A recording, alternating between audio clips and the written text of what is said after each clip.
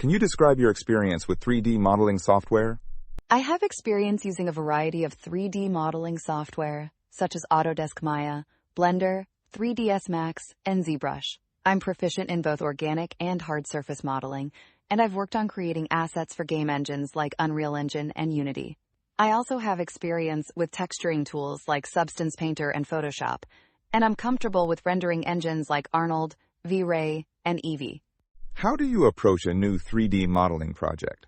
First, I gather as much reference material as possible to understand the shape, size, and texture of the object. Then, I start by blocking out basic shapes and focus on getting the proportions right. Once the blocking is done, I move into more detailed modeling and sculpting if needed. I make sure to constantly check my work with reference images and keep an eye on topology to ensure it's clean and optimized for the intended use, whether it's for a game or film. What are some of the key differences between modeling for games versus modeling for film or animation? Modeling for games typically requires a focus on optimization to ensure low polygon counts while still maintaining visual quality. We need to be mindful of texture maps and LODs, levels of detail, to make sure the models perform well in real-time environments. On the other hand, for film and animation, the focus is more on high-quality details, textures, and realism. We often use higher poly models and aim for visual fidelity, as performance is less of a concern. Additionally, rigging and animation considerations play a bigger role in film models. What is your process for creating realistic textures? I start by researching the materials I need to create, gathering reference images to understand how they look in different lighting conditions. I use Substance Painter for painting textures and rely on its smart materials and masks to save time. I also pay attention to creating different maps such as diffuse, normal, specular, and roughness maps. When working with complex textures, I often combine hand-painted textures with procedural methods to achieve a more realistic effect. Can you describe a challenging project you worked on and how you overcame obstacles?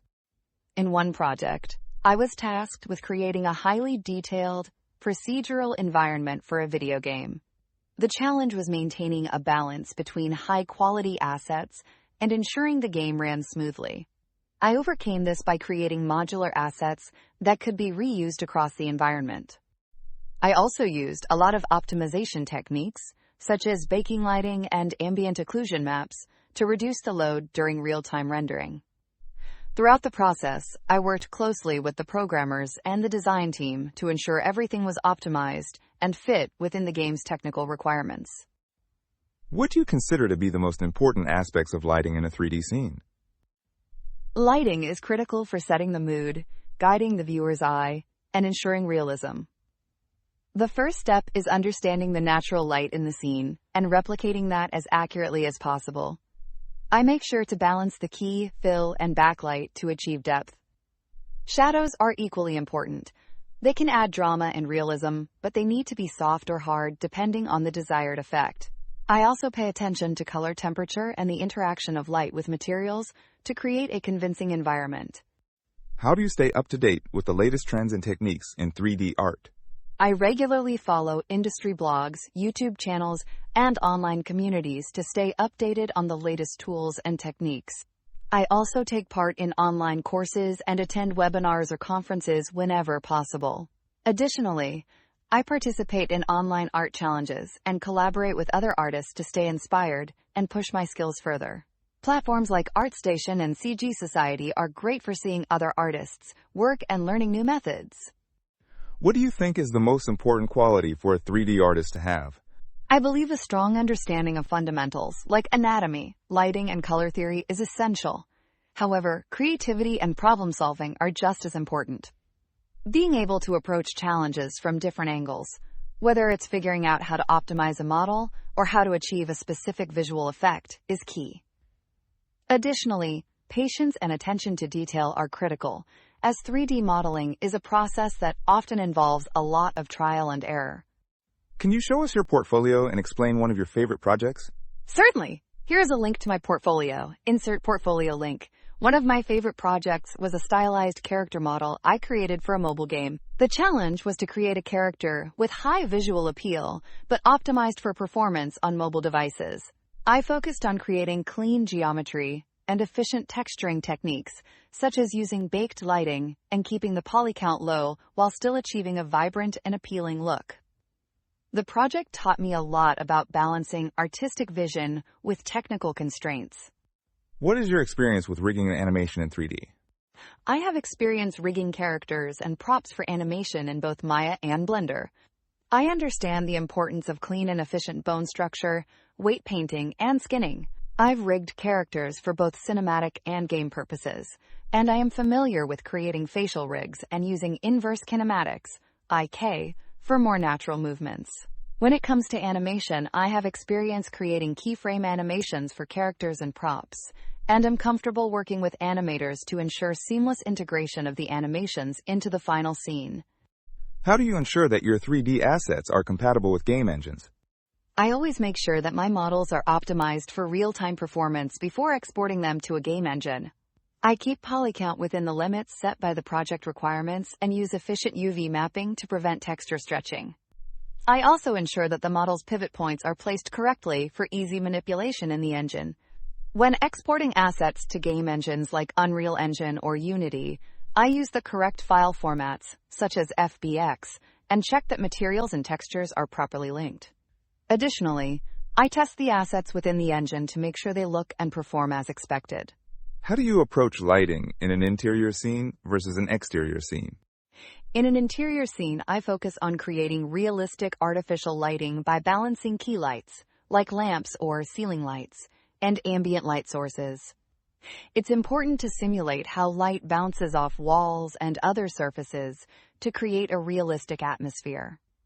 In an exterior scene, I rely more on natural lighting, such as sunlight or moonlight. I take into account the time of day and adjust the lighting accordingly, using soft shadows for midday or longer, harsher shadows for early morning or evening. In both types of scenes, I make use of global illumination to enhance realism and depth. What's your experience with photorealistic rendering? Which tools do you use? I have worked on a number of photorealistic rendering projects where achieving a high level of detail and realism was key.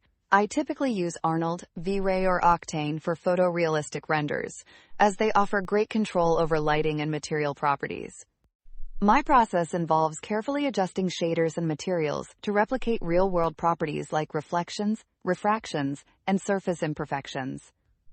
I also use HDRI images for environment lighting and ensure proper texture maps like bump, displacement, and specular to add realism. Post-processing in Photoshop or Nuke is also important to fine-tune the final look and ensure the image has the right contrast and color balance.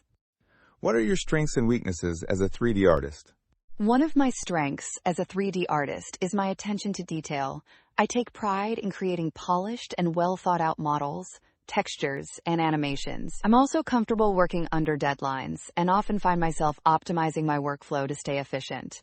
As for my weaknesses, sometimes I can be too focused on perfecting a single asset, which can slow down progress. However, I've learned to balance my perfectionist tendencies with the need to meet deadlines and deliver quality work on time. How do you collaborate with other departments, such as animators or game designers? Collaboration is key to creating successful projects. I maintain clear communication with animators and game designers from the start of a project. For example, if I'm creating a character model for a game, I make sure the design aligns with the animator's requirements for rigging and movement. I also work closely with game designers to ensure the assets I'm creating will work seamlessly within the game environment. I'm open to feedback and adjustments throughout the process and use tools like Slack, Trello, or Asana to keep everyone updated and on the same page. How do you handle feedback or criticism on your work? I view feedback as an opportunity for growth and improvement. I try to approach critiques with an open mind and analyze how I can use the feedback to improve my work. I also ask for clarification when necessary to make sure I fully understand the feedback before making changes. In the past, I've found that a collaborative approach leads to the best results. Discussing ideas with the team and incorporating their insights helps make my work stronger. Constructive criticism is a valuable part of the creative process, and I take it as a way to refine my skills. What do you consider when designing 3D models for virtual reality, VR, or augmented reality, AR? For VR and AR, the most important consideration is optimization to ensure smooth performance in real-time environments. Models need to be low poly and efficient, as high poly models can lead to performance issues. I focus on creating clean topology and reducing unnecessary details that won't be noticeable in the final experience. I also ensure that textures are optimized, using lower resolution maps where possible, and avoid using too many complex shaders. Additionally, since users can interact with the models in VR or AR, I ensure the models are appropriately scaled and responsive to user interactions. How do you manage multiple projects and deadlines as a 3D artist? I prioritize tasks by setting realistic goals and deadlines for each project. I use project management tools like Jira or Asana to break down complex tasks into manageable steps. I also communicate regularly with team members to make sure I'm on track and to ensure that if any issues arise, they can be addressed early. Time management is key. I allocate specific time blocks for each project to make sure I can balance multiple deadlines effectively. If any project requires more time than expected, I adjust my schedule to make sure the quality of work doesn't suffer. How do you ensure the models you create are visually appealing and meet the design requirements of a project? I start by thoroughly understanding the design requirements and the overall vision of the project.